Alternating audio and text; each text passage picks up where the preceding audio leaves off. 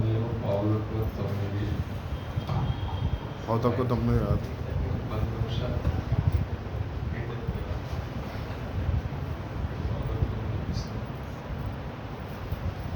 ఎలా ఉన్నారు? బాగా సంతోషంగా ఉన్నారు. హల్లెలూయా చెప్దాం.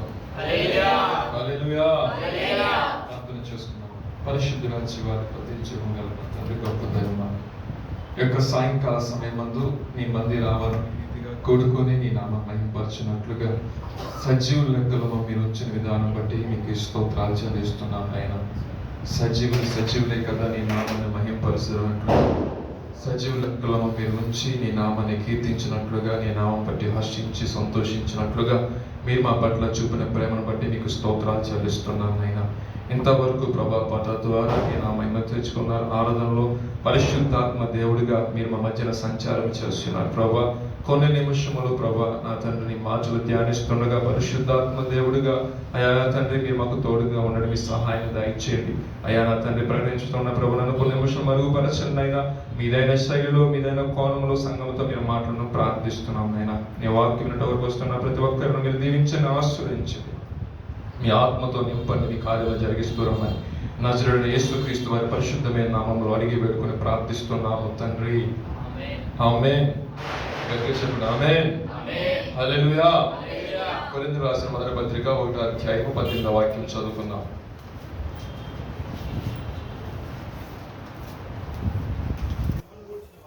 సిలువను గూర్చిన వార్త నశించుచున్న వారికి వెర్రితనము గాని రక్షించబడుచున్న మనకు దేవుని, అందరూ కలిసి చూద్దాం అన్నమాట. సిలువను గూర్చిన వార్త నాతో పడిన చెప్పండి. నశించుచున్న వారికి, సిలువను గూర్చిన వార్త నశించున్న వారికి వెర్రితనము గాని రక్షించిన మనకి దేవుని యొక్క శక్తి. బానే ఉంది, బస్సు బానే ఉంది. రక్షించబడుచున్న మనకు దేవుని యొక్క శక్తి బాగా ఉంది. ఎలా వస్తుంది ఈ శక్తి? చక్కగా మనం డైలీ దైవజనం చెప్తూ ఉంటారు, ప్రతి అనుదినము కూడా మీరు వాక్య ధ్యానం చేయండి, దానివల్ల మీ జీవితాలు బాగుంటాయి, మీరు బాగుంటారు, వ్యక్తిగత జీవితాలు బాగుంటాయి అని ప్రతి సంఘంలో ప్రతి సంఘాలు చెప్తూ ఉంటారు. మనకి సమయం దొరికిన కొలది వాక్య ధ్యానం చేస్తూ ఉంటాం. అయితే ఈ మాట ఎప్పుడైనా మీకు తరసపడింది, ఎక్కడైనా మీకు కనపడిందా? సిలువను కూర్చున్న ఎప్పుడైనా చదివారా? పోనీ చదివినప్పుడు ఎందుకు ఈ మాట పరిశుద్ధాత్మ రాయించాడు ఎప్పుడైనా ఆలోచించారా? సిలువను కూర్చిన వార్త నశించిన వారికి ఎలా ఉందంటే వెర్రితనముగా ఉంది. వెర్రితనముగా మాట్లాడుతున్నారు సిలువను గురించి కూడా. నేను స్పెసిఫిక్ గా ఇదని చెప్పను, కానీ మీరు అలా ఎప్పుడైనా యూట్యూబ్ లోకి వెళ్ళినా, లేదంటే ఎవరన్నా దేవుడు అంటే ఎరగని ప్రజల్ని మనం అడిగినా వారు క్రీస్తుని గురించి కొన్ని మాటలు అంటూ ఉంటారు. ఏంటంటే ఆయనే నిజమైన దేవుడు అయితే ఆ శిలువ మరణం పొందకుండా డైరెక్ట్ గా దిగి రావచ్చు కదా, ఆయన అంతగా కొరడాలతో కొట్టించుకో అవసరం లేదు కదా, ఆ రక్తం అంతగా చిందించిన అవసరం లేదు కదా, ఇప్పుడు నువ్వు చెప్తున్న క్రీస్తు ఎవరైతే ఉన్నాడో తను ముందు రక్షించుకోమను, మాకు తర్వాత మీ రక్షణ సువార్త చెప్పొచ్చు అని చాలా మంది అనే ఉంటారు. కానీ లేఖనాలు సెలవిస్తున్నాయి దేవుడు లేడని బుద్ధిహీనులంట తమ హృదయం అనుకుంటారంట. వారంతా ఎవరండి? చెడిపోయిన వారు అని లేఖనాలు సెలవిస్తున్నారు. వారికి క్రీస్తు గురించి చెప్పినా అర్థం కాదు, క్రీస్తు చేసిన కార్యం గురించి చెప్పినా అర్థం కాదు, సువార్త వారికి ప్రకటించినా, శిలువను గురించి సువార్త ప్రకటించినా వారికి అర్థం కాదు. వాళ్ళు ఎలా ఉన్నారంటే నశించిపోయే జనాంగంగా. వారికి ఎలా ఉన్నారు? సువార్త అంటే వెర్రితనంగా ఉంది. చాలా మంది అంటారు, మా పాస్టర్ గారు మంత్ ఎండింగ్ 3 రోజులు ఫాస్టింగ్ ప్రేయర్ పెడుతున్నారండి, ప్రతి శుక్రవారం ఫాస్టింగ్ ప్రేయర్ పెడుతున్నారు, సాటర్డే ఈవినింగ్ సర్వీస్ ఒకటి ఉంటుంది, Sunday morning service, evening service కూడా ఉంటుంది, ఇంకేమంటే మెన్స్ మీటింగ్ ఉంటుంది, ఇంకేమంటే మెన్స్ మీటింగ్ ఉంటుంది. వారంలో ఎక్కడ ఖాళీ లేదు. కానీ మనకు తెలుసు దాంట్లో ఉన్న శక్తి. అవునంటారు కదా, మనకు తెలుసు ఏంటి ఆ శక్తి. అదే ఈరోజు నేను అడగబోతున్నాను. నెక్స్ట్ వీక్ చెప్పండి, పర్లేదు. ఇప్పుడు కొన్ని చెప్తే కొన్ని పాయింట్లు దేవుడు నాకు బట్టి మీరు కూడా కొంచెం ఆలోచించారు. నాకు దేవుడు ఇచ్చిన తలంతులను బట్టి కొన్ని పాయింట్స్ నేను తీసుకున్నాను. దేవుడు మీకు అనుగ్రహించిన ధారాళమైన జ్ఞానం బట్టి మీరు కూడా ఆలోచించే ఏంటి దేవుడు మనకు అనుగ్రహించిన శక్తి. నశించున్న వారికి ఆ సువార్త పెరుగుతూ ఉంది, కానీ దేవుడు మనకి శక్తికి ఇచ్చాడు. వారం ప్రేయర్కి వస్తాం, వారానికి వెళ్తాం అంటే ఇక్కడ నుండి ఏదో మనం తీసుకుంది అంటే ఆయన సన్నిధిలో ఉందా సర్వ సమృద్ధి ఉండదండి. ఏముండదండి అంటే ఈ సన్నిధికి వచ్చిన వాడు ఏమనుభవిస్తాడు తన యొక్క జీవితంలో? ఏమనుభవిస్తాడండి? సమృద్ధిని అనుభవిస్తాడు, ఆనందాన్ని అనుభవిస్తాడు, సంతోషాన్ని అనుభవిస్తాడు. విచారంతో వచ్చిన వాడికి దేవుడు మాట్లాడతాడు, ఆ విచారాన్ని పక్కన పడేస్తాడు. దేవుడు ఉన్నాడు కదా నాకు సహాయం చేస్తాడు. అందుకంటే నాయతో వచ్చే వాడికి నేను ఉన్నానని సహాయం చేస్తానని నమ్మి ఆయనతోకి రావాలి. ఏదో నామకే వస్తాయి వచ్చామంటే నామకార్థ క్రైస్తవులుగా మిగిలిపోతుంది. నామకార్థ క్రైస్తవుల గురించి ఎంతగా పాస్టర్ గారు నేను రావటం ఏంటో 20 days ఏమైపోయింది అసలు ఫోన్ కూడా లేదంటే ఆ 20 days కూడా నిజంగా మా జీవితం రన్నింగ్ చేసింగ్ అని ఉంది. నామకార్థ క్రైస్తవులు వచ్చిన ప్రాబ్లం బట్టి. సో నామకార్థ క్రైస్తవులు ఉంటే దేవుని యొక్క వాక్యం అనేది మనలో ఉంటుంది. మనం అనుకుంటాము వాక్యం వింటున్నాం కదా, వాక్యం చేత కనిపించబడుతున్నామని మనలో మనం మోసపరుచుకునే వారు ఉంటాం. కానీ నిజమైన వాక్యం మనలో ఉంటే అది ఏ విధంగా కూడా కొన్ని పాయింట్స్ మనం చూద్దామండి. దేవునికి స్తోత్రం. హల్లెలూయా. అయితే ఈ యొక్క దేవుని యొక్క శక్తి ఏ విధంగా ఉంటుందో, రక్షించబడుచున్న మనకి దేవుని యొక్క శక్తి ఏ విధంగా ఉంటుందో మీరు డిఫరెంట్ పాయింట్స్ చెప్పొచ్చు. కానీ నేను ఒక పాయింట్ చెప్తాను. అదేంటంటే దేవుని యొక్క శక్తి ఎలా ఉందంటే నిబంధనతో కూడిన శక్తి, నిత్య నిబంధన. దాని గురించి ఒక పాయింట్ చూద్దాము. దేవుని యొక్క నిబంధన ఏ విధంగా ఉందంటే నోవాహు నుండి యేసుక్రీస్తు వరకు. ఎక్కడి నుంచి అండి? నోవాహు దగ్గర నుండి యేసుక్రీస్తు వరకు. నోవాహుతో ఏ నిబంధన చేశాడు దేవుడు మనకు బాగా తెలుసు. సండే స్కూల్ పిల్లలందరూ కూడా చెప్తారు. ఏ నిబంధన చేశాడు? మేఘంలో ధనుసులు పెట్టి ఒక నిబంధన చేశాడు. ఏ నిబంధన అండి అది? ఈ యొక్క మనుషులందరూ ఏంటంటే భూమి ఉన్న మనుషులందరూ కూడా నా దృష్టి ఎదుట పాపం చేస్తున్నారు, కానీ వాళ్ళందరిలో చూస్తే నువ్వు నీతిమంతుడు నాకు అగబడ్డావు కాబట్టి రక్షణ అని ఒక వారిని ప్రిపేర్ చేయమన్నాడు. నమ్మి విశ్వసించి ప్రిపేర్ చేశాడు, సిద్ధపాటు కలిగి ఉన్నాడు. ఒకానొక దినాన దేవుడు చెప్పినట్టే ఆయన ఏం చేశాడంటే ఆకాశవాకుల్ని విప్పాడు. జల ప్రళయము భూమి మీదకి వచ్చింది. నీతిమంతుడైన నోవాహు యొక్క కుటుంబం రక్షించబడింది. రక్షించబడిన తర్వాత ఆయనకి ఒక ఆలోచన వచ్చింది. దేవాది దేవుడికి అయ్యో వీళ్ళందరినీ నేనే సృష్టించాను, మళ్ళీ వీళ్ళు చేసిన పాపాన్ని బట్టి నేనే తుడిచివేయాల్సి వస్తుంది. కాబట్టి నెక్స్ట్ టైం ఇది జరగకూడదు. ఏం జరగకూడదండి? నెక్స్ట్ టైం ఇది జరగకూడదు. సో జరగకూడదు అంటే మనుషులు ఏ విధంగా ప్రవర్తించినప్పటికీ కూడా ఆయన ఒక నిబంధన చేశాడు. భూమి మీదకి జల ప్రళయం అనేది ఇంటికి వెళ్తా చదవండి. అది ఆదికాండం స్టార్టింగ్ 3-4 అధ్యాయాల్లో ఉంటామా. కరెక్ట్గా రిఫరెన్సెస్ చెప్పాలంటే 9వ అధ్యాయం 13వ వాక్యంలో ఉంటుంది ఆ మాట. సో ఆయన ఏం చేశాడంటే ఒక మేఘంలో ఒక ధనుస్సు పెట్టాడు. ఎప్పుడైతే ఆయన జల ప్రళయంతో ఆకాశ వాక్యాలు ఎప్పుడైతే తిప్పుతాడో, ఎప్పుడైతే ఈ ప్రపంచం మునిగిపోయే స్టేజ్కి వెళ్తుందో, లేదంటే అధిక వర్షం పడుతుందో, వెంటనే ఏం కనపడుతుంది ఆకాశంలో? అది చూడటం వెంట ప్రభు అంట, ఆ చూడటం వెంట ప్రభు అనుకుంటాడంట నిబంధనను గుర్తు చేసుకుంటాడంట ఆయన. అంటే ఈ జనులు నశించిపోకూడదు, జీవము కలిగి ఉండాలి అంటే ఏ ఒక్కరు కూడా చనిపోకూడదు అని. అయితే మరి క్రొత్త నిబంధనలో యేసు ప్రభువు వచ్చేసరికి ఇక్కడ జీవము, ఇక్కడ వచ్చేసరికి నిత్య జీవము. దేవునికి స్తోత్రం. హల్లెలూయా. ఆ మాట చూద్దాం. హెబ్రీ రాసిన పత్రిక 13వ అధ్యాయం 20వ వాక్యం చదువుదాం. ఆ నిత్య జీవం గురించి కొన్ని మాటలు రాయబడి ఉన్నాయి. ఎలాగ నిత్య జీవం దేవుడు మనకు అనుగ్రహించి ఉన్నాడు అనేది 13వ అధ్యాయం 20వ వాక్యం అండి. గొర్రెల గొప్ప కాపరిని యేసు నిత్యమైన నిబంధన సంబంధము రక్తమును బట్టి దేవునికి స్తోత్రం. హల్లెలూయా. ఈ రక్తము నిబంధనలో ఏమొచ్చిందండి? రక్తము. అప్పుడు ఆయన ధనుస్సు పెట్టాడు నిబంధనగా. ఇప్పుడు ఏం చేశాడు? తన ఏకైక కుమారుడు యొక్క యేసు ప్రభువు రక్తాన్ని ఒక నిబంధనగా ఆయన తీసుకున్నాడు. ఏది గొప్పదంటే చెప్పండి. ధనస్సు కింద ఉండటం గొప్పతనమా? యేసు క్రీస్తు రక్తం కింద ఉండటం గొప్పతనం? ఆయన రక్తం కింద ఉంటే అంటే ఆయన ఒక నిబంధన మనకి జ్ఞాపకం చేసుకున్నాడు. తర్వాత అబ్రహాంతో ఆయన ఒక నిబంధన చేస్తున్నాడు. ఏమని? నిన్ను విస్తరింపజేస్తాను, నిన్ను ఆశీర్వదిస్తాను, అనేక జన్మలకు నేను ఆశీర్వాదకరంగా మారుస్తాను, నేను ఆశీర్వించేవాడిని ఆశీర్విస్తాను, నేను క్షమించిన వాడిని క్షమిస్తాను. ఈ అబ్రహాము వంశం నుంచే కానీ యేసు ప్రభువు వచ్చింది. ఇప్పుడు ఆ నిత్య నిబంధన అనేది ఫుల్ఫిల్ అయిందా లేదా? యేసు ప్రభువు వారు ఫుల్ఫిల్ చేసి ఎలా చేస్తున్నారంటే తన యొక్క రక్తాన్ని చిందించడం వల్ల. ఈ రక్తం విలువ తెలిసింది కాబట్టి మనం దేవుని యొక్క శక్తిని పొందుకుంటున్నాం. ఆయన యొక్క రక్తం విలువ తెలియదు కాబట్టి కొంతమంది ఎలా ఉన్నారండి? నశించడానికి జోగుతున్నారంట. ఆ రక్తం ఉన్న గొప్పతనం, సిలువలో కార్చిన రక్తం యొక్క సిలువను గూర్చిన వార్త. అదే సిలువను గూర్చిన వార్త. సిలువ ఆయన ఏం చేశారండి? చివరి రక్తపు బొట్టు వరకు కూడా ఎవరి కొరకు ఆయన చిందించున్నాడు? సర్వ మానవాళి కొరకు. ఓన్లీ క్రైస్తవుల కొరకే కాదండి, ఓన్లీ కొంతమంది మటుకు కాదండి, సర్వ మానవాళి కొరకు ఆయన రక్తాన్ని చిందించున్నాడు. దేవుడికి గొప్ప ఉన్నతమైన ఆలోచన ఏంటంటే, నీవు నేను ఎలా తెలుసుకున్నాం? త్వరగా తెలుసుకున్నాం. ఇంకా తెలుసుకోవడం వాళ్ళు చాలా మంది ఉన్నారు. కానీ ఇలా తెలుసుకున్న మనం ఇప్పుడు ఏం అనుభవిస్తున్నాం అంటే, దేవుని యొక్క శక్తిని అనుభవిస్తున్నాం. దేవునికి స్తోత్రం, హల్లెలూయా. 22:21 వాక్యం చదవండి. లూకా సువార్తలో ఒక మాట ఉంటుంది, 22:20.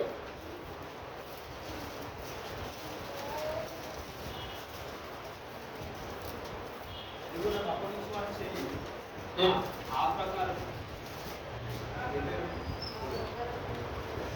22:20. ఆ ప్రకారమే తర్వాత ఆయన గిన్నె పట్టుకొని ఈ గిన్నె మీకు చిందింపబడుచున్న రక్తం వలనైనా క్రొత్త నిబంధన ఏమి చెప్తానండి? ఈ గిన్నె నా రక్తం వలనైనా క్రొత్త నిబంధన కింద మనం ఉన్నాం. ఆ నిబంధన ఏం చేస్తుందంటే, మనల్ని నిత్య జీవం వైపు తీసుకుని వెళ్తాడు.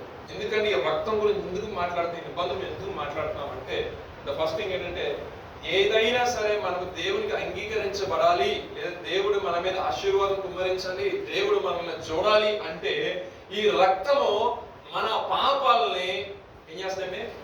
చెప్పాలి, మన పాపాలని శుద్ధి చేస్తుంది. శుద్ధి చేయబడకుండా మన పాత్రలోది ఏమి తాగం, శుద్ధి చేయబడకుండా పాత్రలో మనం ఏమి తినం. గలీజ్గా మనం తింటామండి, గలీజ్గా మనం యాక్సెప్ట్ చేస్తామా? అదేం చేయాలి? శుద్ధి చేయబడాలి. సో దేవునికి అంగీకారంగా అంటే దేవుని యొక్క మనలను పొందుకోవాలన్నా, దేవుని యొక్క ఆత్మకి మనకు కావాలన్నా ఏం కావాలండి? ఆయన రక్తం చేత మనము కడగబడిన వారిగా ఉండాలి. ఆ రక్తము ద్వారా వచ్చింది క్రొత్త నిబంధన. దేవునికి స్తోత్రం. మళ్ళీ రెండో పాయింట్ కింద అగ్ని. అగ్ని ఈ మాట ఎక్కడ విన్నారా? చాలా చోట్ల ఉంటారు పాత నిబంధనలు. ఎక్కడండి? మోషే దేవుని పర్వతం అనబడే హోరేబు కొండండి, అదేనా? ఆయన వెళ్తున్నప్పుడేగా, ఆయన మామ యొక్క గొర్రెలు మేపుతున్నప్పుడు ఆ పొదలో నుండి మంటుందని పొద ఏమైపోతుందండి? కాలిపోవట్లేదు. మనంటారు కదా కాలిపోవడం. కానీ ఈ వింత ఏంటో చూద్దాం నేను మోషే గారు అక్కడికి. మన రెగ్యులర్ అయిన వాక్యాలు కాకపోతే ఏంటంటే కొన్ని విషయాలు మనం పరిశీలన చేసుకోవాలి. ఎందుకంటే దేవుని యొక్క శక్తి ఏంటనేది చెప్పడం కోసం ఈ పాయింట్స్ మీకు మళ్ళీ ఇప్పుడు కవర్ చేయాల్సి వస్తుంది. సో అక్కడ ఏం జరిగింది? ఆయన యొక్క అగ్ని ఏం చేసిందంటే, పొద మండుచుంది కానీ పొద కాలిపోవట్లేదు. నేను అంటాను, ఒక చోట అగ్ని మండుచుందంటే దాని వైపు పురుగు కానీ, పుట్ర కానీ, పాము కానీ, తేలి కానీ రాగలుగుతుందండి? లేదంటే ఏదైనా విషపూరితమైన జంతువులను రాయగలుగుతాయా? హాని కలిగించే జంతువులు కానీ, విషర్పం రాగలుగుతాయి? ఏమీ రావు, అవునంటారు కదా. కానీ అక్కడ జరుగుతున్న విషయం ఏంటి? మండుచుంది కానీ తగలబడిపో అంటే అది బూడిదైపోవట్లా. ఈ వింత ఏంటో చూద్దాం ఉన్నప్పుడు దేవుడు అక్కడ ఉన్న మోషేతో మాట్లాడినాడు. అవునా కదా? అక్కడ నుండే ఆయన ఏం చేయాలో ఆయనకి ఉపదేశించడం జరిగింది. అవునా కదా? నేను అబ్రహాము దేవుడు, ఇస్సాకు, ఈ తండ్రి దేవుడైన అబ్రహాము, ఇస్సాకు, యాకోబుల దేవుడను అని ఆయన అక్కడి నుంచి పలికిన్నాడు. ఆయన ఏం చేయాలో ఆయన యొక్క మినిస్ట్రీ గురించి ఆయన మోషేకి సెలవడం జరిగింది. అదే విధంగా ఆ మాటకు లోబడిన తర్వాత ఇశ్రాయేలు ప్రజల్ని ఆయన ఏం చేశాడండి? ఐగుప్తు చెర నుండి బయటికి తీసుకుని వచ్చే మార్గంలో ఆయన అనుకున్నాడండి. పగలు మేఘస్తంభంగాను, రాత్రి అగ్ని స్తంభంగాను ఆయన నిలబడి ఉన్నాడు. అగ్ని స్తంభం అంట ఆయన వాళ్ళకి అందరికి ముందుగా నడిచిందంట. ఎందుకంటే వాళ్ళ యొక్క ప్రయాణం ఎక్కడుంది? అరణ్యంలో ఉంది. ఇప్పుడు ఒకసారి న్యూ టెస్ట్మెంట్ లో వద్దాం. న్యూ టెస్ట్మెంట్ లో అపోస్తుల కార్యాలు 2వ అధ్యాయంలో చక్కగా మాట్లాడదు. పెంతెకోస్తు అనే పండుగ దినాన చదవండి ఆ మాట. 2వ అధ్యాయం 3వ వాక్యం. మరియు అగ్ని జ్వాల వంటి నాలుకలు విభాగింపబడినట్టుగా వారికి కనబడి వారిలో ఒక్కొక్కరి మీద రాలగా. ఒక నిమిషం అండి. ఇప్పుడు అగ్ని నాకు కనపడిందండి. అగ్ని అక్కడి నుంచి వచ్చి ఒక్కసారి నాకు పడింది అనుకోండి, నేనేమైపోవాలి? మారి మనిషి అయిపోవాలి. కరెక్ట్ అవునా కదా? లేదా కాలిపోవాలి. ఏదో కూడా లేదు. నా వస్త్రాలైనా సరే కనీసం వాసన రావాలి. కానీ అక్కడ ఏం జరుగుతుంది? ఎప్పుడైతే ఆ అగ్ని నాలుకలుగా విభాగింపబడి ఒకరి మీద రాలగా అందరూ పరిశుద్ధాత్మతో నిండిన వారు, అందరూ పరిశుద్ధాత్మతో నింపబడిన వారే, ఆ ఆత్మ వారికి వాక్శక్తి అనుగ్రహించిన కొలది, ఆ ఆత్మ వారికి వాక్ శక్తి అనుగ్రహించిన కొలది అన్య భాషలతో దేవునికి స్తోత్రం. అంటే ఈ యొక్క అగ్ని వారి పడేసరికి వారికి ఏం కలిగిందండి? శక్తి కలిగింది. ఏ శక్తి? వాక్ శక్తి, అభిషేకము దేవుడు ఇచ్చాడు. నేనైతే ఇప్పుడు నీళ్ళలో బాప్తిస్మం ఇస్తున్నాను, నా తర్వాత వచ్చేవాడు దేంట్లో బాప్తిస్మం ఇస్తాను చెప్పాడు? పరిశుద్ధాత్మ అగ్నిలో బాప్తిస్మం. ఈ ఇక్కడ పండుగ దినాన ఆ మేడ మీద కూర్చున్న వారిలో ఏ అనుభవం ఉందండి? ఏ అనుభవం ఉంది? పరిశుద్ధాత్మ అగ్ని అభిషేకం గల అనుభవం ఉంది. మీరు అడగొచ్చు, ఈ పరిశుద్ధాత్మ అగ్ని మనలోకి రావడం వల్ల యూజ్ అండ్ బ్రదర్. ఆనాడు ఆ అగ్ని మోషేతో దర్శించింది, మోషేతో మాట్లాడింది. ఆయన ఐగుప్తు జనాంగంలో ఉన్న బానిసత్వంలో ప్రజలను విడిపించుకుని బయట తీసుకుని వచ్చున్నాడు. కానీ ఈ యేసుప్రభు గారు పునరుద్ధారణై లేచి వెళ్ళిపోయిన తర్వాత, తండ్రి వద్దకు వెళ్ళిన తర్వాత వాగ్దానం చేయబడిన ఆత్మ, దేవుడు వాగ్దానం చేశాడు కదా, ఆ ఆత్మ జనుల మీదకి వచ్చినప్పుడు వీళ్ళందరినీ కూడా సర్వ సృష్టికి సువార్త ప్రకటించడానికి వాడుతుంది. దేవునికి స్తోత్రం. ఆ శక్తి, ఆ బలం ఎక్కడి నుంచి వచ్చిందండి? ఎక్కడి నుంచి వచ్చింది? ఆ అగ్నిలో అంత శక్తి ఉంది. ఇది నా దేవుడి సన్నిధికి వస్తున్నాం, మనము ఆ అభిషేకాన్ని మనము పొందుకోవచ్చు. మీరు అడగచ్చు, ఆ అభిషేకం వల్ల వచ్చిన యూజ్ ఏంటంటే, నీలో తాగి ఉన్న ఏ పాపమైనా సరే ఆ అగ్ని వల్ల ఏమైందండి? దగ్ధం చేయబడుతుంది. నీ విశ్వాసం అనేది బయటకు వస్తుంది. ఏమైందండి? ఆ పరిశుద్ధాత్మ అగ్ని మనలో ఉందనుకోండి, పాపానికి తావులేదు, పాపపు ఆలోచన తావులేదు, పాపం చెయ్యాలి అనే ఆలోచన తావులేదు, పాపంతో సహవాసించాలని ఆలోచన లేదు. అంతా కూడా నేను చేస్తానంటే నేను ఎప్పుడో పరిశుద్ధపరుస్తూ ఉంటాను. అగ్నిలో అభిషేకం అంటున్నాను. సో ఫస్ట్ పాయింట్ చూస్తున్నాం, నిబంధన. రెండోసరికి అగ్ని. ఈ అగ్ని అభిషేకం కావాలని మన భారత పరిశుద్ధాత్మ కూడా అగ్ని అభిషేకం దిగిరావని మన పాటలు పాడు. పాటలతోనే కాదు కానీ హృదయపూర్వకంగా ఆయన్ని ఆహ్వానించేవారిగా ఉండాలి. నిజంగా చూస్తే దేవుడు అంటే వాళ్ళ వాక్ శక్తి అనుగ్రహించిన కొలది అన్య భాషల ద్వారా వాళ్ళు మాట్లాడారు. నేను ఇప్పుడు అన్య భాషల్లో మీరు మాట్లాడమని చెప్పను, కానీ ఆ అభిషేకం యొక్క అనుభవంలోకి మీరు వెళ్తే మీకు ఆశీర్వాదం, అనేక మందికి ఆశీర్వాదం. సో బెస్ట్ థింగ్ ఏంటంటే మన జీవితంలో అది ఉండటం వల్ల నువ్వు పక్క వారికి ఆశీర్వాదకంగా మార్చబడతావు లేదు నాకు తెలియదు, కానీ నీకై, నీ కుటుంబానికి, నీకై, నీ వ్యక్తిగత జీవితాన్ని నువ్వు ఆశీర్వాదకరంగా మార్చబడతావు. ఎందుకంటే ఆ అభిషేకం ఎప్పుడైతే అగ్నిఅభిషేకం నీలో ఉంటుందో నీలో పాపం చేయడానికి తావు లేదు, పాపం నీ యొద్దకు రాదు. సో పాపం నీ యొద్దకు రాకపోతే నువ్వు ఎలా ఉంటావు? నీతిమంతులుగా ఉంటావు, నిర్దోషిగా ఉంటావు. నువ్వు చేసే ప్రార్థన ఎలా ఉంటుంది? ఏకాముఖిగా దేవుణ్ణి ఎదుర్కొనే విధంగా ఉంటుంది. దేవుడు అతని యొక్క సంచారం, తన యొక్క నేతలు లోకం మొత్తం సంచారం చేస్తావు కాబట్టి నువ్వు ఆయన అభిషేకంతో, ఆయన తలంపుల చేత నడవబడుచున్న వ్యక్తిగా ఉన్నావు అనుకో, నువ్వు అడగటం వరకు కాదు, నీ హృదయ ఆలోచనలు కూడా వెళ్ళిపోతా ఉంటాయి. ఎందుకంటే దేవుని యొక్క మనస్సు నువ్వు కలిగిన. అయ్యా, పాపంతో నా పని ఏముంది? ఈ పాపంతో నా జోలి ఏముంది? పాపం అంటే నేను అడగచ్చు, పాపం మన దగ్గర ఉన్నప్పుడు పాపం గురించి ఆలోచించడం కాదు, పాపం మన ఎదుట ఉన్నప్పటికీ కూడా పాపం చేయకుండా గొప్ప భాగ్యం. అది నిజమైన విశ్వాసం. యేసయ్య తన కళ్ళు ఎదుర్కొంటే పాపం ఉన్నప్పటికీ కూడా ఏం చేశాడు? దాని నుండి దూరంగా పారిపోయిన దాన్ని బట్టి ప్రస్తుత కాలం ముందు, ఆ కాలం ముందు ఆయన శ్రమ అనుభవించాడు, కానీ బట్ ఆ తర్వాత ఏమయ్యాడండి? జనపరచబడ్డాడు. ఈ రోజు ఆయన గురించి మనం మాట్లాడతాం. అదే ఆ పాపాన్ని బానిసైపోతే యేసు గురించి ఒక హిస్టరీ ఉండేది కాదు, యేసు గురించి ఒక పేజ్ ఉండేది కాదు, యేసు గురించి పరిశుద్ధ గ్రంథం రాయబడి ఉండేది కాదు. అంటారు కదా, ఆ పాపానికి దాసోహం అయిపోయాడు సంసోను. పాపం కొరకు జీవించాడు, పాపంలోనే ఉన్నాడు కాబట్టి దేవుడు అనుగ్రహించిన ఆత్మను ఆయన కోల్పోయినాడు. ఎప్పుడైతే ఆ యొక్క వ్యక్తిని విడిచిపెట్టి అయ్యా ఒక్కసారి జ్ఞాపకం చేసుకోవా అని అడిగినందుకు దేవుడు పశ్చాత్తాప హృదయంతో నా కుమారుడు బాధపడుతున్నాడే, ఏదైనా సరే చేయాలని ఆయన మరలా జ్ఞాపకం చేసుకొని కృప అనుగ్రహించాడంట. అనుగ్రహించిన తర్వాత వెంటనే తీసేసుకున్నాడు. ఎందుకంటే మరలా పాపం చేసే అవకాశం ఇవ్వలేదు దేవుడు. మరలా పాపం, ఎందుకంటే తన చిత్తంలో అతన్ని ఏర్పరుచుకుంది. నాజీరు వ్రతం కలిగిన వ్యక్తి, నాజీరు చేయబడిన వ్యక్తి ఆయన, కానీ పాపం ఏం చేసింది? అతని మీద వెలువడి చేసింది. ఎప్పుడైనా లోకంలో ఉన్న పాపం ఏదైనా కావచ్చు, ఒక స్పెసిఫిక్ గా ఇదని చెప్పడానికి లేదు. నువ్వు చూస్తున్నావు, మొబైల్స్ లో చూస్తున్నావు, దీన్ని ఆకర్షించవచ్చు, దాని వైపు నీ మనసు వెళ్ళిపోవచ్చు. వాక్యానికి వ్యతిరేకంగా ప్రార్థన చేయకపోవడం ఒక పాపం, తల్లిదండ్రులకి అవిధేయత చూపడం ఒక పాపం, సంఘంలో సమాధానం లేకపోవడం ఒక పాపం, సహోదరుల ప్రేమ లేకపోవడం ఒక పాపం. ఇది 1, 2 అని కాదు, పరిశుద్ధ గ్రంథం క్లియర్ చెప్తుంది. అరే బాబు, నీ పక్కన ఉన్న సహోదరుని నువ్వు ప్రేమించకపోతే ఎలా ప్రేమిస్తావు? రైట్ కొట్టలేదు, ఆయన మొహం కొట్టాడు, అని మాట్లాడు. నాకు అదే అనిపిస్తావు. అందుకని చాలా మంది మా ఇంట్లో వాళ్ళు అంటారు, ఎందుకురా బాబు వారితో అసలు మాట్లాడక ఇష్టం. అయినా పర్లా, నీకు సిగ్గులేదు, సిగ్గులేదు నాకు నిజంగా, అయినా మాట్లాడతాం. సమాధానం పడకుండా మనం మన వ్యక్తిగత జీవితంలో సరి చేసుకోకుండా మనం ముందుకు వెళ్ళి ఆశీర్వాదం చూడాలంటే నువ్వు ఎక్స్పెక్ట్ చేసేది మంచిదే, కానీ పరిశుద్ధాత్ముడు లోపల కడతా ఉంటాడు ఒక పాయింట్లో. ఆ పాయింట్ మనం అర్థం చేసుకోండి. ఓకే, మనం ఈ కొన్ని ప్రిన్సిపల్స్ మనం ఫాలో అవుతున్నాం కదా, ఈ ప్రిన్సిపల్స్లో ఏదైతే ఉన్నాయో దాంట్లో ఎక్కడ తప్పుపోతున్నాను ప్రతిరోజు క్రైస్తవుడు ఏం చేయాలంటే టెస్ట్ చేసుకోవాలి. ఎవరో రావాలి, పలానా పాస్టర్ గారు రావాలి, పలానా బ్రదర్ రావాలి, లేదా పలానా యూట్యూబ్ మెసేజ్ రావాలి, పలానా మెసేజ్ రావాలి, ఎప్పుడు ఒక్కరి చేత స్పూన్ ఫీడింగ్ చేయించుకుంటావు. నువ్వు ఎప్పుడు రెడీ అవుతావు? ఎప్పుడు రెడీ అవుతావు?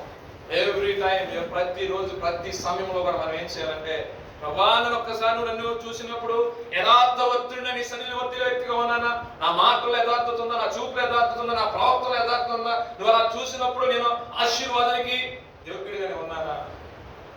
నా కొరకు తెలవసిలో చిందించి ఆ రక్తము నా మీద ప్రోక్షించబడింది కదా, ఆ రక్తము నా కొరకు చిందించబడింది కదా, ఆ రక్తము నాకు పాప క్షమాపణ దయచేసింది కదా, నేను ఆ మంచి మార్గం మీద నడుస్తున్నానా, లేదంటే అందరి వల్లే నామకార్థ క్రైస్తవులను కొట్టుకుంటాం.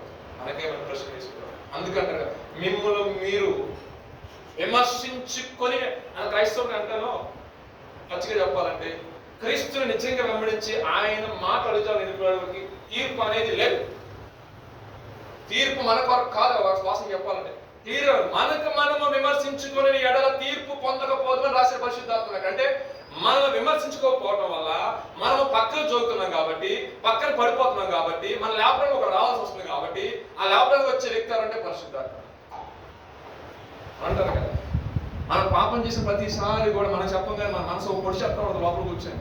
పరిశుద్ధాత్మ మామూలుగా ఉండడా, రే ఒప్పుకోరా ఒప్పుకోరా ఒప్పుకోరా, ఒప్పుకోవడం ఆశీర్వాదం కంటే గొప్పతనం. ఏదైనా మిస్టేక్ జరిగినప్పుడు కొంతమంది అంటే తప్పు చేసుకోవడా, నేను చేయలేదా, పక్కడు చేయలేదా అని పక్క వంకటి ఇతర మాటలు మాట్లాడుతూ ఉంటాడు. నువ్వు చేసినప్పుడు ప్రభు యొక్క బలిపీఠానికి వచ్చిన పశ్చాత్తాప హృదయంతో పాపాత్మైన స్త్రీ, అయ్యా నేను పాపమే చేశాను, దోషమే చేశాను, ఎక్కడ ఆ జీవితం నేను జీవించని కన్నీటితో ప్రభు పాలు కలిగినప్పుడు ఆమె విస్తారంగా ప్రేమించింది కాబట్టి ఆమె విస్తారంగా పాపాలు క్షమించు. ఈ రోజు నా మనిషి యొక్క జీవితంలో ముందుకి ఎదగపోవడానికి, ముందుకు వెళ్ళకపోవడానికి కారణం ఏం తెలుసా? ఈ పాపం బంధకాలు. దేవుడు తన చిత్తము చొప్పున ఏర్పరుచుకున్న తర్వాత ఆ చిత్తము నడవటానికి కొన్ని బంధకాలు అడ్డొస్తున్నప్పుడు ఆ బంధకాలు ఏం చేయాలి? వీళ్ళు తెంపుకోవాలి. ఏదైనా సరే తెంపుకొని నడవాలి కొంతకాలం. ఎందుకంటే మనకు అనిపిస్తుంది సర్టైన్ టైంలో ఏంటి ప్రభావ ఇంత పరిచయం చేస్తే ఇన్ని బంధకాలు వస్తాయి అంటే, నువ్వు తెంపుకొని ఒక అడుగు ముందుకు వేసినప్పుడు కొంచెం బాధ అనిపిస్తుంది. నెల 2 నెలల తక్కువ ముందు దేవుడు ఏం చేస్తారంటే వాళ్ళు అర్థం చేసుకుని మార్గం వాళ్ళు అనిపిస్తాడు. దేవునికి స్తోత్రం. కొంచెం టైం పట్టింది, కొంచెం టైం పట్టింది. నీకైనా కావచ్చు, ప్రకటిస్తున్న నాకైనా కావచ్చు, కొన్ని సిచ్యువేషన్స్ మాకు కూడా వస్తాయి. ఎటు తేల్చుకోలేని డైలమాలో మేము పడిపోతూ ఉంటాం ప్రకటిస్తున్నప్పుడు. కానీ ప్రభా ఏది నీ వాక్యం చెప్తుంది, ఎలా నిలబడితే ఆశీర్వాదము, ఎలా నిలబడితే దీవెన అనేది దేవుని వాక్యం సెలవిస్తూ ఉంటుంది. దేవునికి స్తోత్రం. హల్లెలూయా.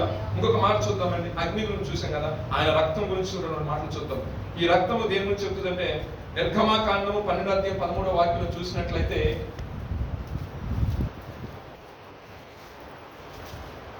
ఎప్పుడైతే ఆ గడప కమ్ముల మీద ఆ రక్తాన్ని చూచాడో సంహారకుడంట ఆ యొక్క కుటుంబంలోనికి ప్రవేశించలేదు. అంటే చావు అనే చావు కేక అనేది ఆ గుడారం నుంచి రాలేదంట.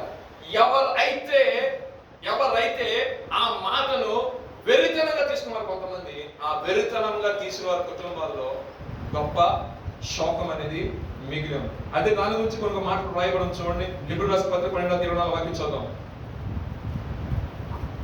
చదువుతారా? నిర్గమాకాండం చదువుతారా? 12-13 వాక్యాలు చదవండి. మీరున్న ఇండ్ల మీద రక్తము మీకు గుర్తుగా ఉండును. నేను ఆ రక్తమును చూచి మిమ్మల్ని నశింపచేయక దాటిపోయేదను. చాలండి. యేసుప్రభు గారి లోకంలోకి వచ్చినప్పుడు ఏమన్నారంటే, నశించుచున్న దాన్ని వెతక రక్షించడానికి మనిషి కుమారుడిగా లోకంలోకి ఆయన వచ్చినాడు. వచ్చి ఏం చేస్తున్నాడు? మనము నశించుకోవాల్సిన వ్యక్తులము, మనము ఇంకా ఏం చెప్పాలంటే నరకానికి పోవాల్సిన వ్యక్తులము. కానీ ప్రభు తన యొక్క దయా సంకల్పం చొప్పున మన మీద ఉన్న అధిక ప్రేమను బట్టి దేవుడు తన కుమారుని యేసుక్రీస్తు మనకు అనుగ్రహించి ఆయన రక్తం వల్ల ఒక నిబంధన మనం చేస్తున్నాడు. ఆ రక్తము పాప పరిహారార్థ బలిగా మన కొరకు అర్పించబడి ఉంది. అమంటారు కదా. చూసినట్లయితే లేవికాండం 9:23-24 వాక్యాల్లో కొన్ని మాటలు ఉంటాయి. అక్కడ 3 రకాల బలుల గురించి ఉంటుంది. ఏం పని అంటే, అది 1 దహన బలి, 2 పాప పరిహారార్థ బలి, 3 సమాధానార్థ బలి. ఏమున్నాయండి? 3 రకాల బలి: దహన బలి, పాప పరిహారార్థ బలి, సమాధానార్థ బలి. దహన బలి, పాపహార్థ బలి బాగానే ఉన్నది. సమాధానార్థ బలి చేసిన తర్వాత ఆ రక్తాన్ని తీసుకుని వచ్చంట అతి పరిశుద్ధ స్థలంలో కొమ్మరించేవారండి యాజకులు. కొమ్మరించిన తర్వాత బయటకు వచ్చి అహరోను మోషే వాళ్ళు బయటకు వచ్చి జనులందరిని ఆశ్రయించారంట. ఆశ్రయించిన తర్వాత దేవుడు వారి మీద వారికి కనపడటం జరిగిందంట. అంటే ఇక్కడ ఏంటంటే ఎప్పుడైతే రక్త ప్రోక్షణ జరిగిందో జనులందరూ కూడా తమ పాపాలు ఒప్పుకోవడం కొరకు ఆ సంవత్సరం మొదలుకొని సంవత్సరాంతం వచ్చేసరికి ఒక పండుగ దినాన అందరూ ఏంటంటే పాప పరిహారార్థ బలి కింద, దహన బలి కింద కొన్ని తీసుకొని కోళ్ళని, మేకల్ని, గొర్రెల్ని, ఎడ్లని తీసుకొచ్చి అర్పించారు. అర్పించినంత తర్వాత ఈ పాపం అంతా కూడా కొట్టిపోయిన తర్వాత దేవుని యొక్క దర్శనం చూసేవారంట. దేవునికి స్తోత్రం. దానికంటే ముందు ఒక మాట రాయబడింది, దైవజనం వచ్చి వాళ్ళని ఆశ్రయించారంట. ఆశ్రయించిన తర్వాత దేవుని యొక్క ప్రత్యక్షత కలిగిందంట. దేవుని యొక్క ప్రత్యక్షత కలిగిన తర్వాత వాళ్ళు సంతోషించి ఆనందించి గంతులు వేశారని 9వ అధ్యాయం 23వ వాక్యాల్లో ఉంటుంది లేవి కాండంలో. సో నీ యొక్క జీవితంలో సంతోషం, ఆనందం కావాలంటే ఒక నిబంధన రక్తం అనేది నీకు కావాలి. ఆ నిబంధన రక్తమే యేసుక్రీస్తు వారి యొక్క రక్తము. అందుకే రక్షించబడిన మనకి అది దేవుని యొక్క శక్తి ఉంది. నశించిపోకుండా మనం ఏమైందండి? రక్షించబడుచున్న జనాంగం. ఎవరి కొరకు? దేవుని కొరకు, ఒక రాజ్యము గాను జనము గాను. దేవునికి స్తోత్రం. హల్లెలూయా. ఒక మాట చూద్దాం. 1 యోహాను 1:7 వాక్యాలు చూసినట్లయితే,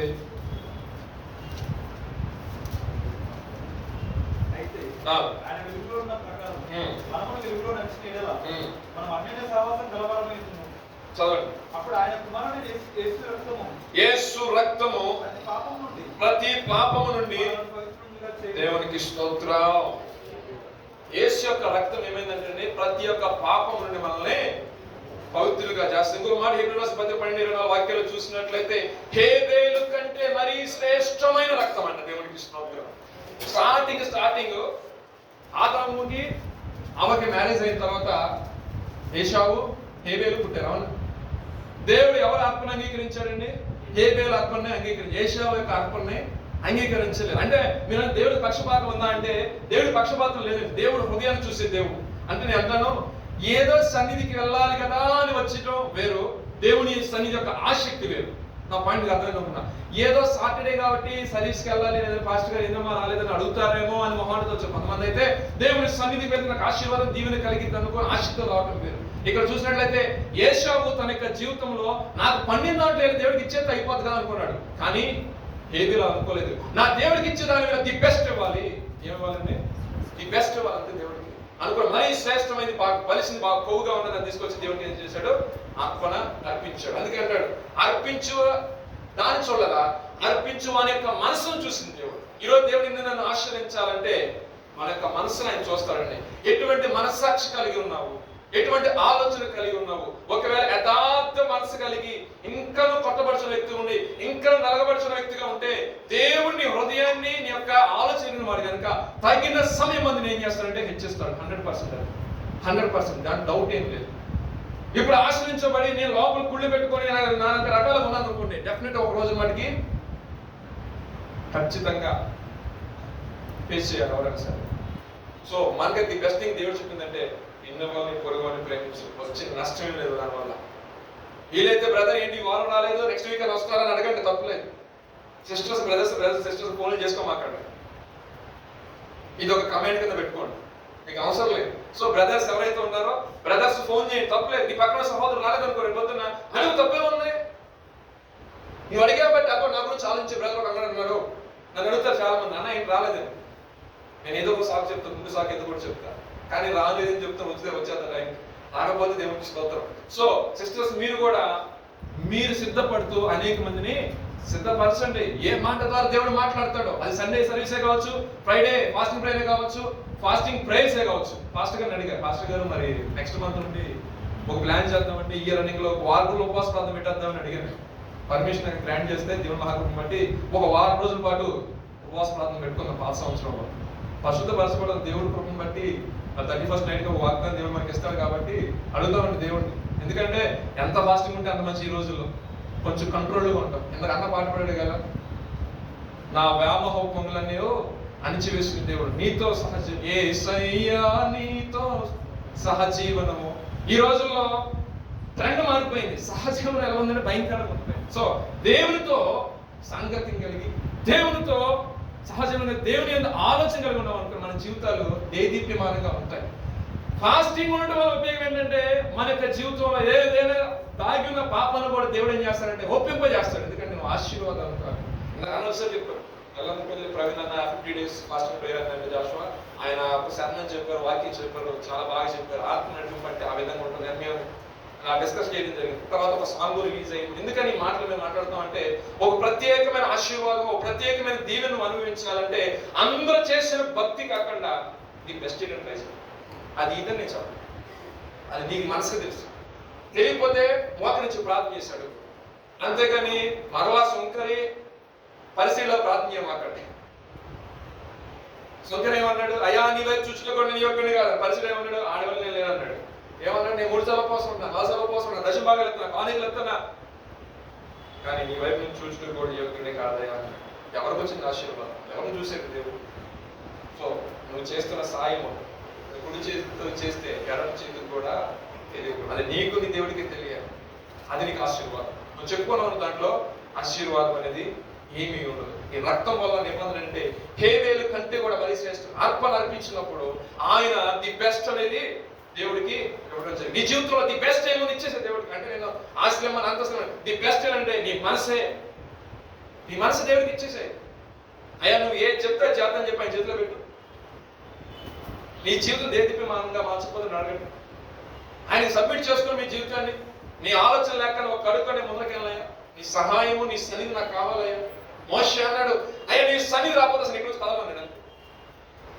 మోషే ఇసుకిచ్చేస్తున్నాడు, దేవుడు బాగా తెలుసు. ఎందుకంటే అక్కడ ప్లీజ్ చేస్తున్నాడు ఏంటంటే, ఏ నీ సన్నిధి మాకు తోడుగా ఉండాలి. ఎందుకంటే మోషే బాగా జయం లేకపోతే అక్కడ జయం ఉండదు, ప్రభు లేకపోతే జయం ఉండదు.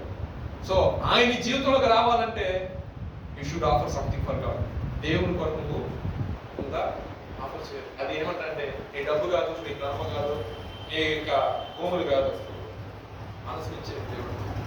దానికి పెద్ద ఖర్చు లేదు కదా, అవునా కాదు? మీకు సాటర్డే సర్వీస్ ఇక్కడ ఏం పెట్టాం, మీ మనసు మాత్రం పెట్టండి, తెలుసుకోవచ్చు. దేవునికి స్తోత్రం, హల్లెలూయా. అది ఏషియన్ కానుక. ఏషియన్ గారు ఎందుకంట కొత్తగా మంచిలోకి వచ్చాడు ఏషియన్ గారు. 100 దగ్గర తీసుకెళ్తున్నప్పుడు ఆయన అంటాడు, కానికని తీసుకెళ్ళారంట ఆయన దగ్గరికి.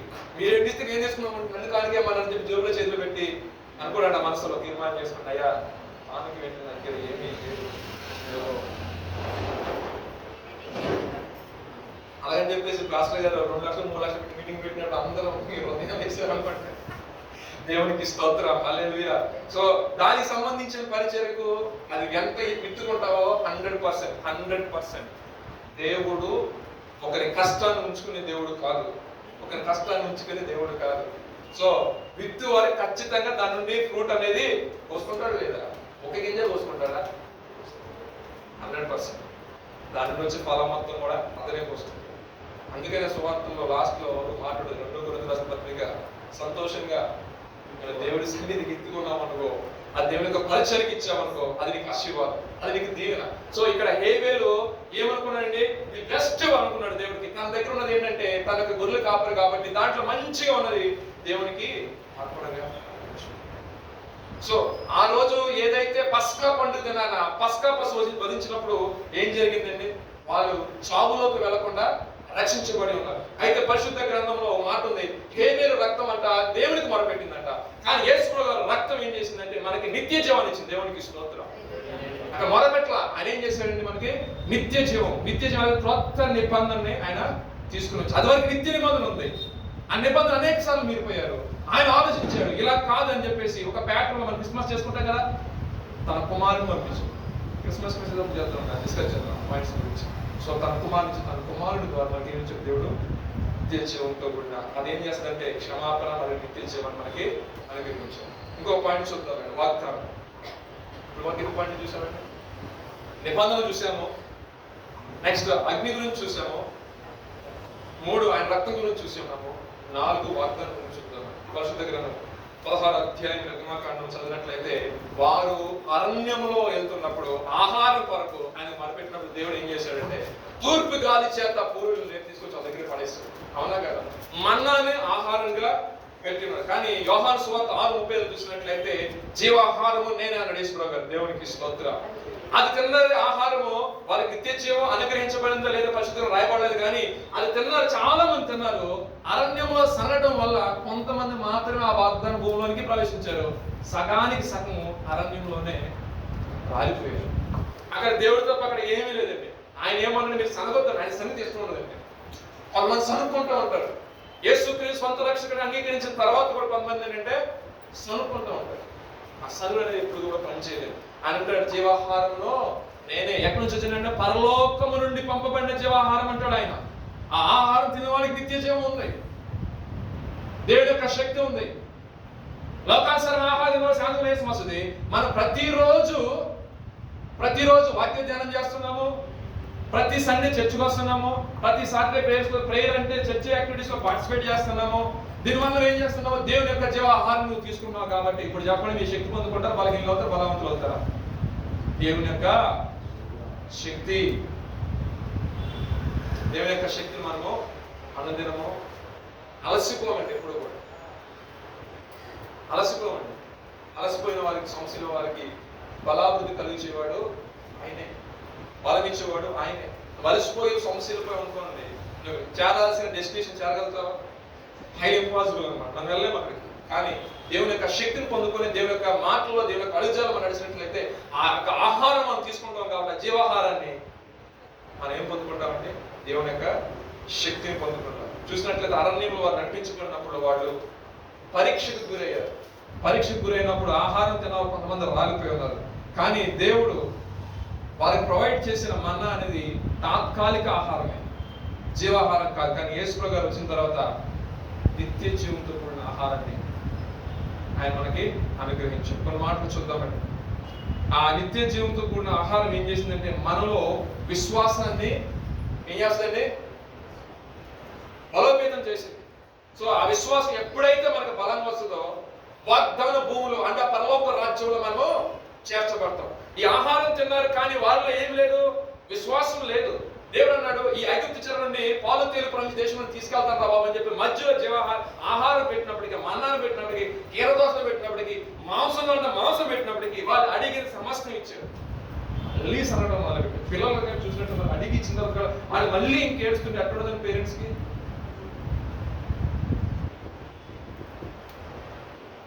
తిమోతి చెప్పాలి, లేదా నేను చెప్పాలి, లేదా చెప్పాలి, లేదా అమ్మోడు చెప్పాలి, లేదా రుతకు చెప్పాలి. ఎందుకంటే ఆ స్టేజ్ దాటొచ్చేసారు కాబట్టి. సో ఎలా ఉంటుందంటే వీడికి ఇన్నిచ్చినా ఎందుకు ఎడుతాడు, వాడు దిగుతాడు పట్టుకొని. అవునా కదా? అన్ని పెడతాం, ఎదురు అన్ని పెడతాం. అన్ని పెట్టిన వాళ్ళు ఏం చేస్తారు?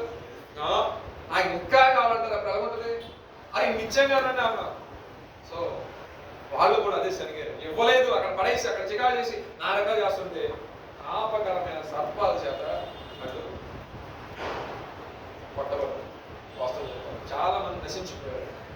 కానీ దేవుని యొక్క పరిశుద్ధ గ్రంథంలో మనం ఆ వాగ్దాన భూమిలోకి వెళ్ళడానికి ఆ శక్తిని, ఆ విశ్వాసాన్ని దేవుడు మనకు తెలియజేశాడు. కాబట్టి వాళ్ళకి ఏం లేదండి, విశ్వాసం లేదు కాబట్టి మధ్యలోనే రాలిపోయారు. విశ్వాసంతో బలం పొందుకుని విశ్వాసం ఏది చూసిన కాలేబు, యెహోషువ ఇంకా కొంతమంది గోత్రికులు మాత్రమే ఆ వాగ్దాన భూమిని స్వతంత్రించు. ఈ రోజు దేవుడు వాక్యం వింటున్నాం, మనం ఆయన శరీరం గురించి వింటున్నాం, ఆయన రక్తం గురించి వింటున్నాం. కాబట్టి ఆ యొక్క రక్తాన్ని, ఆ శరీరం తీసుకోవాలంటే బాప్తిస్మం తీసుకోవాలి. దాని ముందు నువ్వు పాప క్షమాపణ అని ఒకటి ఉన్నది.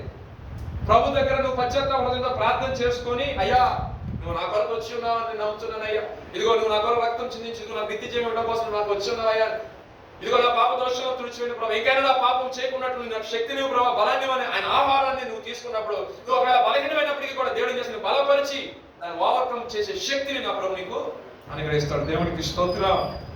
తద్వారా ఏమైందంటే నిత్య జీవం, ఎటర్నల్ లైఫ్ దేవుడు మనకు అనుగ్రహించిన పరలోక రాజ్యంలో మనము ప్రవేశించున్నాం. లాస్ట్ టైం అయిపోయింది. లాస్ట్ ఒక పాయింట్ ఏంటంటే దేవుడు మనకి జయ జీవితాన్ని ఇస్తాడు. ఏ జీవితం అండి?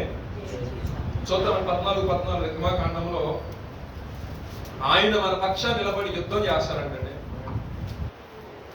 యెహోవా మీ పక్షమున యుద్ధం చేయదు, మీరు ఊరకే ఉండవాలని ప్రజలతో చెప్పాను. చాలు ఇప్పుడు ఏమంటాడు ఆయన? దేవుడే మన పక్షా నుండి నిన్న మన వాడు ఇందా పాడడం మౌనంగా పాటలో ఊరకనే నిలిచి ఊరక నిలబడి కార్యాలు చూస్తూ ఉండాలి. నిజమే, ఓపికతోనే ఉండాలి. సమస్యలు వస్తాయి, ఓపికతోనే ఉండాలి. ఇబ్బందులు వస్తాయి, ఓపికతోనే ఉండాలి. అస్సలు మనం అంటే ఆ మాట వదిలితే ఇల్లు చచ్చిపోతారు ఆ మాటలకి. కానీ అయినా సరే మనం ఏం చేయాలంటే లాంగ్ గ్రిప్ తీసుకొని కొంచెం ఇచ్చిచ్చేస్తారు ప్రభా. వీళ్ళు మనసులో ప్రభా మనసులో ప్రార్థన చేసుకోవాలి. వాడు ఏమనుకున్నా సరే మనం మౌనంగా ఓరక నిలుచున్నాడు. ఓరకనే సిస్టర్ అన్నారు పేషెన్స్, ఓర్పు, సహనంతో ఉంటారు. సో తర్వాత దేవుడు ఏం చేస్తాడు అనేది వాళ్ళ విషయంలో ఏం చేశాడో మన విషయంలో కూడా తెలియజేస్తాడు. 40 రోజులు బట్టి వాడి ఇష్టానుసారంగా ప్రలాపలు పేలుతా ఉన్నాడు. ఎవడాడు? గొలియాతు. ఒక్కరే విశ్వాసంతో లేచాడు. ఆయన ఒక మాట అన్నాడు, దావీదు గారు ఏమన్నారు? బాలుడే, యుద్ధం నాది కాదు, యుద్ధం యెహోవా తండ్రి కదా. ధైర్యం వచ్చింది ఎవరిని బట్టి? దేవుని బట్టి. ఆయన యొక్క పాస్ట్ లైఫ్ ని ఒకసారి రిమైండ్ చేసుకున్నాడు. అసలు నా జీవితంలో ఏమైంది, నేను ఏ స్థితిలో ఉన్నాను, నన్ను ఎక్కడ పిలిచాడు, ఎవరు వచ్చారు, మొత్తానికి జ్ఞాపకం చేసుకున్నాడు ఆయన. అభిషేకం వచ్చిన తర్వాతే యుద్ధం జరిగింది అంటారు కదా. అభిషేకం రాకముందు జరిగిందంటారా? మీరు చెప్పండి. వాక్యం అంటారు కదా, సమూయేలుని అభిషేకించిన తర్వాతే యుద్ధం వచ్చింది, అంతకుముందు వచ్చిందా? అంటే నువ్వు ఎప్పుడైతే అభిషేకించబడ్డావో కొద్దిపాటి ఛాలెంజెస్ వస్తాయి. అప్పుడు నీ డెసిషన్ నీకు ఉండకూడదు, దేవుడికి వదిలేసి దేవాన్ని నిలబడు. నేనైతే దాన్ని చేయలేను, దాన్ని సాధించలేను, అది నా వల్ల కాదు.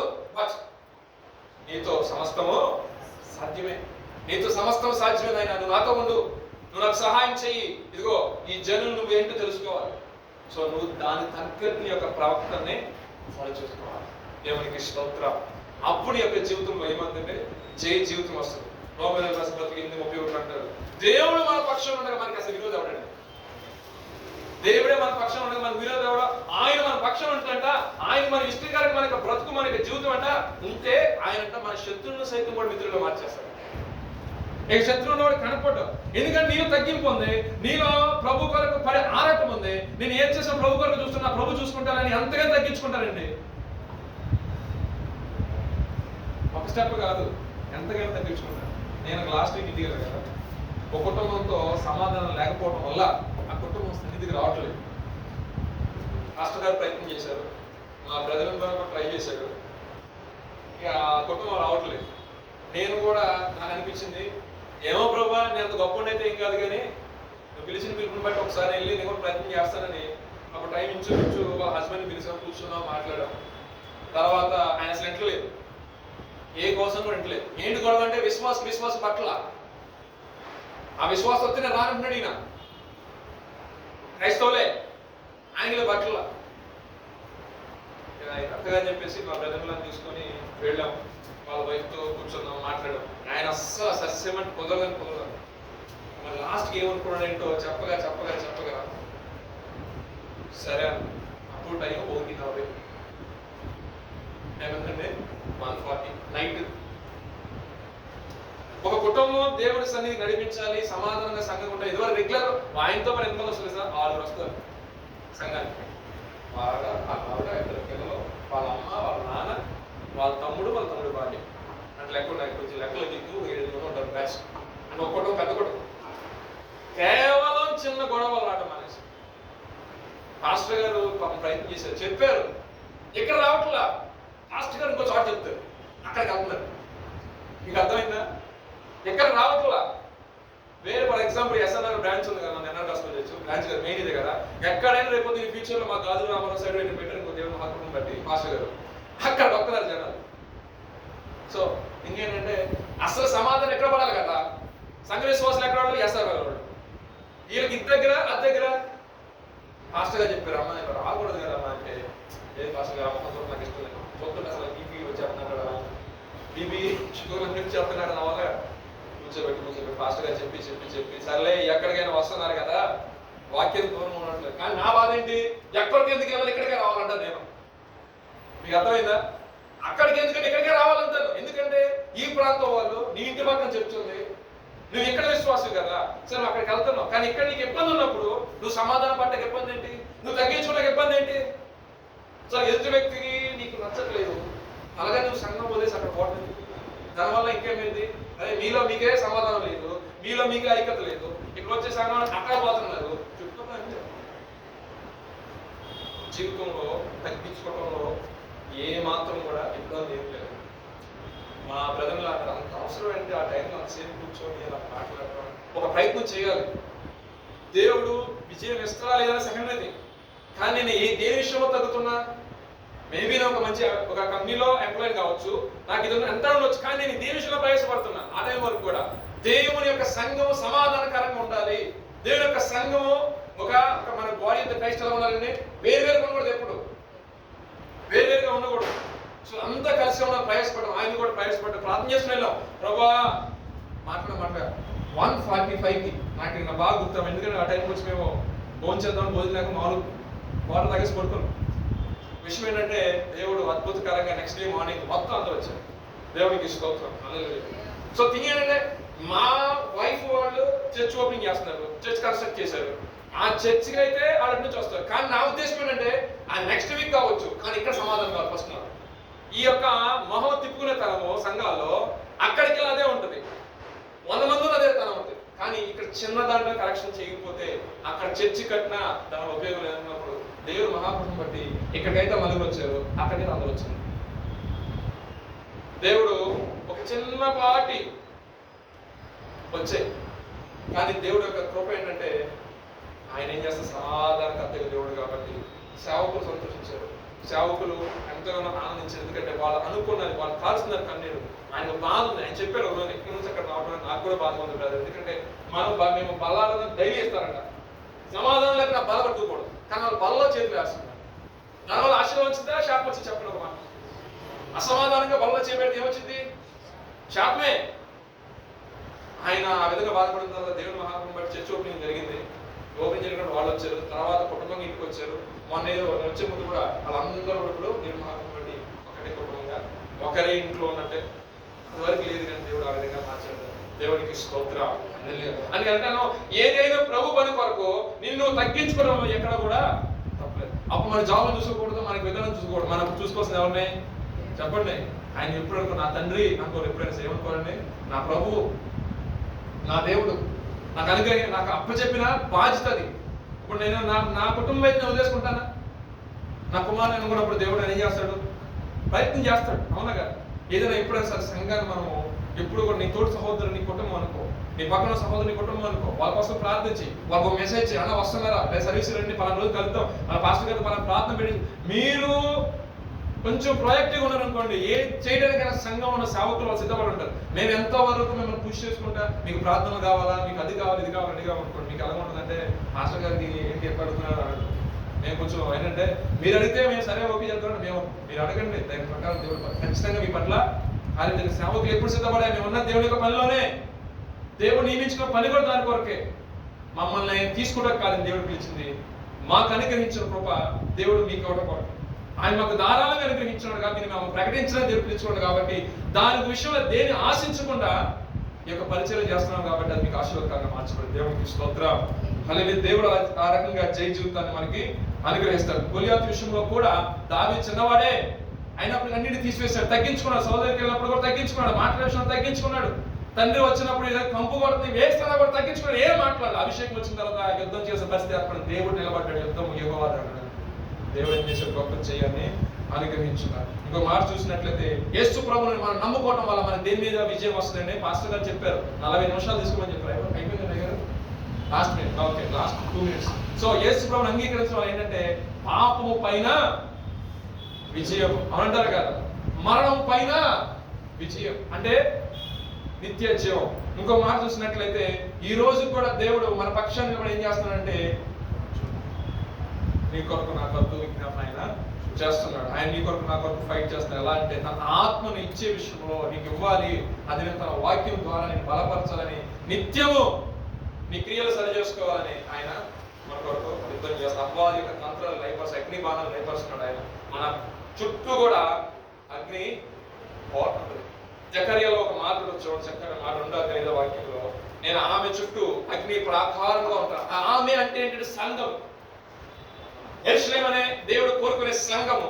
ఈ సంఘం చుట్టూ కూడా ఆయన ఏంటంటే అగ్ని ప్రాకారంగా. ఇప్పుడు చెప్పండి, శిలువను గురించిన వార్త నశించిన వారికి ఎలా ఉందండి? వెరితనం రక్షించబడిన మనకు ఎలా ఉంది? దేవుని యొక్క శక్తి. ఇది గట్టిగా చెప్పుకోవడానికి, బలంగా చెప్పుకోవడానికి సిగ్గుపడడం అవసరం లేదు. మనం దేవుని యొక్క శక్తిని అనుభవిస్తున్నాం. ఎలాగేస్తున్నామంటే నిబంధన ద్వారా, ఆయన అగ్ని, పరిశుద్ధాత్మ అగ్ని అభిషేకం ద్వారా, ఆయన యొక్క రక్తము ద్వారా, ఆయన మన కొరకు చేసిన వాగ్దానం ద్వారా, ఆయన మనకు అనుగ్రహిస్తున్న జయ జీవితం ద్వారా మనం ఏం అనుభవిస్తున్నామంటే రక్షించబడి దేవుని యొక్క శక్తిని మనము పొందుకుంటున్నాం. దేవుడు ఈ మాట ఆశ్రయించి దీవించుగాక. ఆమేన్. ప్రార్థన చేసుకుందాం. ప్రార్థన చేసుకుందాం. ఒక నిమిషం నిన్న వర్తమానం బట్టి హృదయపూర్వకంగా మనం ఆయన యొక్క రక్తంలో పరిశుద్ధత పొందుతాము, అదేవిధంగా ఆయన యొక్క అగ్ని ద్వారా శక్తిని పొందుతాము, అదేవిధంగా ఆయన ఆత్మతో ఫలింపును పొందుతాము. కాబట్టి కొన్ని నిమిషాలు ప్రార్థన చేసుకుందామండి. రక్తం మన యొక్క గత జీవితంలో ఉన్న పాపాలని తుడిచివేస్తుంది. ఆయన యొక్క అగ్ని భవిష్యత్తుని, మన యొక్క భవిష్యత్తుని వెలిగింపజేస్తుంది. కాబట్టి కొన్ని నిమిషాలు ప్రార్థన చేస్తున్నాం. ప్రభువా, నీ యొక్క రక్తము మా పాప దోషాలను తుడిచివేపు చేయండి. ఆయన నీ యొక్క అగ్ని, పరిశుద్ధాత్మ అగ్ని మా యొక్క భవిష్యత్తుని వెలిగించినట్లుగా అనేక మందికి మీరు లోకములకు వెలుగై ఉన్నారు మత్తయి సువార్త చెప్పన్నట్లుగా మేము వెలిగింపబడి ప్రకాశించి నీ క్రియలను వివరించి జనాంగంగా మీరు ఉంచండి. నామకార్థ క్రైస్తవంలో కొట్టుకొని పోకుండా ప్రభా, అయ్యా జీవించినంత కాలం నీ కొరకు రోషము కలిగి, పవిత్రత కలిగి, పరిశుద్ధత కలిగి నీ కొరకు జీవించే కృప మాకు అనుగ్రహించండి. ఆయన వీలైతే ప్రతి ఒక్కరూ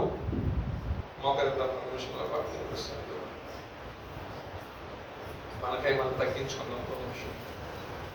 దేవా, నా పట్ల ఉన్న ప్రణాళిక, నా పట్ల నువ్వు కలిగిన ఉద్దేశం, జగత్తు అయా నా తండ్రి ప్రభా, అయా నా తండ్రి సృష్టి ప్రారంభంలోనే జగత్ పునాది వేయబడక ముందే ఏర్పరచుకున్న దేవుడు వందన చేస్తున్నారు మా వాహు ద్వారా ప్రభా. అది క్రీస్తు ద్వారా ఫుల్ఫిల్ చేస్తున్నారు ప్రభా. అయా నా తండ్రి, ఆనాడు మా పితరులు ప్రభా నా తండ్రి అగ్ని స్తంభంగా ఉన్నారు. ఈ దినాన పరిశుద్ధాత్మ అగ్నిగా మా మధ్య మీరు సంచారం చేస్తున్నారు. ఆ దినాన ప్రభా అయా నా తండ్రి పశువుల ద్వారా, అయా నా తండ్రి ప్రభా ప్రోక్షించబడిన రక్తము ద్వారా పాప పరిహారార్థ బలి, దహన బలి ప్రభా, సమాధానార్థ బలి తర్వాత మాకు ఆశీర్వాదం వచ్చింది.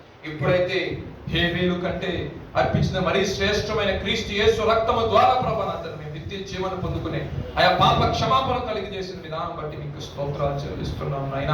ఆ దినాన ప్రభా నా తండ్రి అయా అరణ్యంలో మన్నా తిన్న వారు రాలిపోయినారు, కానీ అయా నా తండ్రి జీవాహారమైన నీ క్రీస్తు వారిని ప్రభా అంగీకరించిన ప్రతి ఒక్కరు కూడా నిత్య జీవనం పొందుకున్నట్లుగా ప్రభా వారి యొక్క జీవాన్ని ప్రభా నా తండ్రి కృపలో దాచిన విధానం బట్టి మీకు స్తోత్రాలు చెల్లిస్తున్నాం. నీకు వందనాలు, స్తోత్రాలు ప్రభా. జయ జీవితాన్ని అనుగ్రహించిన దేవుడు ప్రభా. ఆనాడు ప్రభా నా తండ్రి అయా నా తండ్రి భయంకరమైన యుద్ధము ప్రభా, అయా ఏ ఒక్కరు ముందరకాలైన పరిస్థితిలో నీ చేత అభిషేకించబడిన వ్యక్తి ప్రభా, ఎన్నికైన వ్యక్తి ప్రభా, యోగ్యత లేని వ్యక్తి ప్రభా, కేవలం నీ మాట చొప్పున వెళ్ళి ప్రభా అయా యుద్ధము యెహోవా దాని ప్రభా గొప్ప జయాన్ని ప్రభా నా తండ్రి చూస్తున్నాడు. ఇది నా ప్రభా పాపాన్ని జయించడం ఆ శక్తి సరిపోదు ప్రభా, అయా శాపాన్ని జయించాలని మీ శక్తి సరిపోదు ప్రభా, తరతరాల నుంచి వచ్చిన ప్రభా శాపం అనే కాడి ప్రభా వేరొకటి మా శక్తి సరిపోదు, కానీ క్రీస్తు యేసు ద్వారా ప్రభా నా తండ్రి ప్రభా మీరు మాకు అనుగ్రహించిన ప్రభా శక్తిని బట్టి అయా నా తండ్రి ఆ జయమును బట్టి ఆ పాపాన్ని జయించడానికి సహాయం దయచేస్తున్న మీకు వందనాలు, స్తోత్రాలు చెల్లిస్తున్నాం నాయన. అయా నా తండ్రి అయా ప్రభా మరణాన్ని జయించే శక్తిని మీరు మాకు అనుగ్రహిస్తున్నారు, మీకు స్తోత్రాలు ప్రభా, మీకు వందనాలు అయ్యా.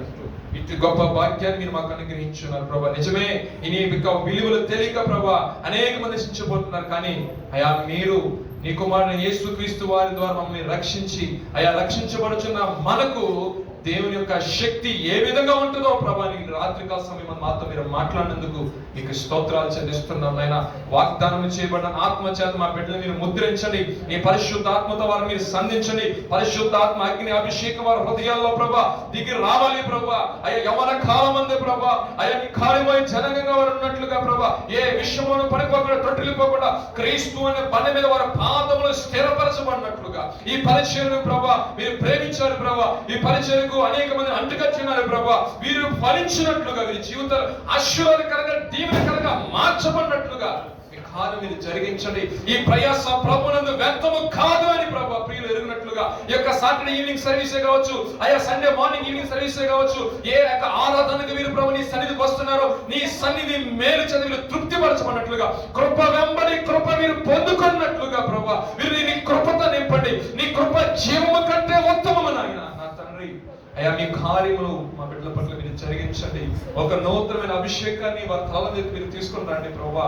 మేము మేలు పొంది ఉన్నాము అని ప్రభువా నీ కొరకు సాక్ష్యం ఇచ్చినట్టుగా అయ్యా నా దేవుడు నాతో మాట్లాడినారు. ఈ సంఘము ద్వారా మేము ఆశ్రయించబడి ఉన్నామని ప్రభువా నా తండ్రి కొరకు సాక్ష్యం ఇచ్చినట్టుగా నీ కృపను దయచేయండి, నీ కృపను దయచేయండి. వేడుకున్న ప్రతి ఒక్కరు కొన్ని నిమిషాల పాటు ప్రభు సన్నిధిలో ఉన్న ప్రతి ఒక్కరు కొన్ని నిమిషాల పాటు ప్రభువా మీ సహాయం దయచేయండి అయినా, మీ దీవెన దయచేయండి అయ్యా. కొన్ని నిమిషం ప్రార్థన చేసుకుందామండి. కొన్ని నిమిషం ప్రార్థన చేసుకుందాం.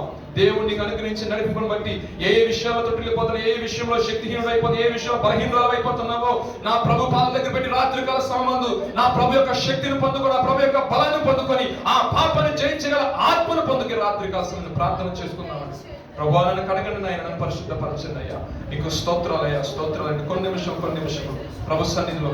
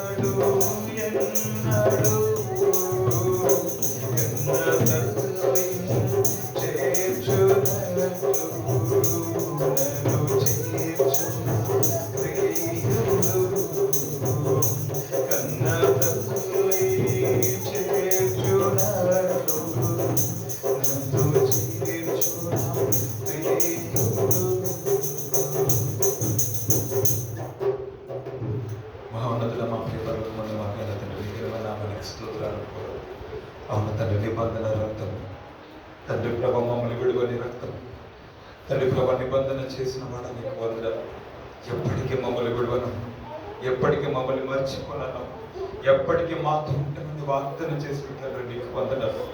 అయ్యా మమ్మల్ని భరించి మమ్మల్ని సహిస్తూ ఉన్నాం, మమ్మల్ని ప్రేమిస్తూ ఉన్నాం ప్రభా. అయ్యా తండ్రి ప్రభా మీరు మాతో నిబంధన చేశారు ప్రభా. అయ్యా తన శోధన నుంచి తప్పించి దేవుడు నాశనమునకు ఉద్యోగులను మా బ్రతుకులను తప్పించి మా కొరకు బలిన రక్తముగా అయ్యా మా కొరకు చిందింపబడిన వాడా నీకు వందనాలు ప్రభా. సమాధానం అయ్యా బలిగా మా కొరకు ప్రభా అర్పించబడిన తండ్రి నీకు వందనాలు ప్రభా. మమ్మల్ని ప్రేమించు అయ్యా, మరొకటి దేవుడు మాతో నిబంధన చేశావు, మాతో మాట ఇచ్చు అయ్యా, మమ్మల్ని స్థిరపరచడానికి నీతో మమ్మల్ని అంటుకట్టుకున్నావు తండ్రి నీకు వందనాలు. యేసయ్యా నీకు స్తోత్రాలు. నీ రక్తం ఇచ్చుకున్నవాడా నీకు వందనాలు. మారని దేవుడుగా ఇంతవరకు మాతో ఉన్నావు, ఇక ముందు నుంచి ఉంటానని వాగ్దానం చేసిన తండ్రి నీకు వందనాలు, స్తుతులు చెల్లిస్తున్నాము ప్రభా.